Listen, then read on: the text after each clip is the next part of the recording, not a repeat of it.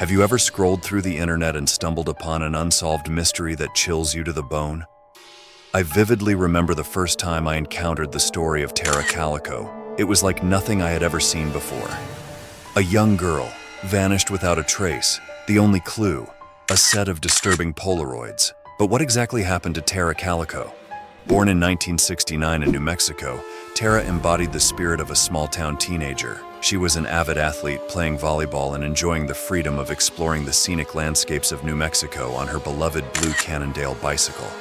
Described by loved ones as friendly, outgoing, and full of life, Tara had a contagious smile and a zest for adventure. She wasn't afraid to get her hands dirty, helping out at her family's video store and working part-time at a local Wendy's. Tara's parents, Patty and John Dole, paint a picture of a responsible and dependable young woman with a bright future ahead of her. Beyond her athleticism and work ethic, Tara possessed a creative spirit. She loved music, particularly the band Duran Duran, and expressed herself through artistic endeavors like drawing and writing poetry. In fact, Tara had dreams of attending a prestigious art school after graduation. Let's rewind to the fateful day of September 20th, 1988. The day Tara Calico vanished began like any other, with the sun peeking over the horizon, casting a golden hue across the desert landscape of New Mexico. Tara set out for a routine bike ride on her trusty blue Cannondale. Her intended route, a familiar path winding through the outskirts of Belen, was a route she had traversed countless times before. This particular route offered a scenic escape from the small-town environment. It weaved past sprawling fields, skirted alongside a historic highway, and eventually reached a dead end near the Rio Community's golf course. The distance was manageable, roughly 16 miles round trip, and Tara, an experienced cyclist, knew the terrain well.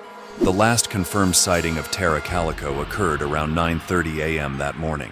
A motorist traveling along the highway noticed Tara cycling eastward, seemingly unbothered and on schedule.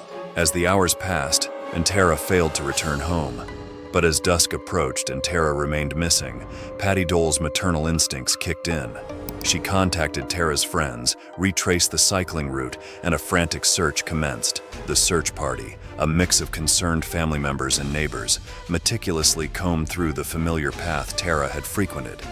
They called out her name, scanned the roadsides for any sign of her bicycle, and hoped against hope for a shred of evidence. As darkness descended, their initial anxieties morphed into a terrifying realization. Tara Calico had vanished without a trace. The Belen Police Department, a small force tasked with handling petty crimes and traffic violations, was suddenly thrust into the center of a baffling mystery. A search and rescue operation was launched, encompassing not only the cycling route but also the surrounding areas. The days that followed were a blur of activity and despair. Search helicopters buzzed overhead, volunteers scoured the desert landscape, and bloodhounds were deployed in a desperate attempt to pick up Tara's scent. News of the disappearance spread like wildfire, captivating the local community and attracting the attention of regional media outlets. Nearly 10 months after Tara's disappearance on June 15, 1989, a woman in Port St. Joe, Florida, stumbled upon a curious development in a seemingly mundane location, a convenience store parking lot. Among the usual litter and discarded receipts, she spotted a lone photograph, a Polaroid. Intrigued, she picked it up, only to be met with a sight that would send chills down her spine. The image depicted a young woman, bound and gagged with black duct tape, her eyes filled with fear and confusion. But what truly sent a jolt of terror through the woman was the eerie familiarity of the victim, a stark resemblance to the missing Tara Calico. The discovered Polaroid wasn't alone. Accompanying it was another Polaroid equally disturbing.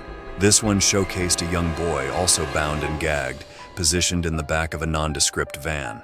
The grainy quality of the photos made it difficult to discern details, but the sheer brutality of the scene was undeniable.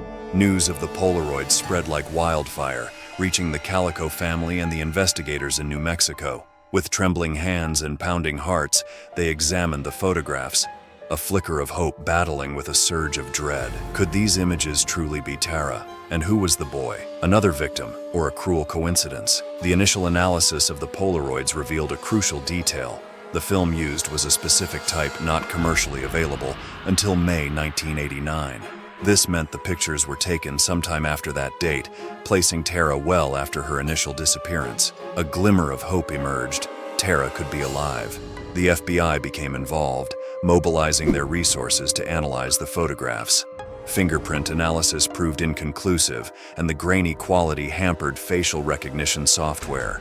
The woman who discovered the Polaroids was interviewed extensively, offering a vague description of the surrounding area where she found them. A nationwide search commenced, focusing on convenience stores and parking lots matching that description. However, a bombshell revelation soon shattered the fragile hope.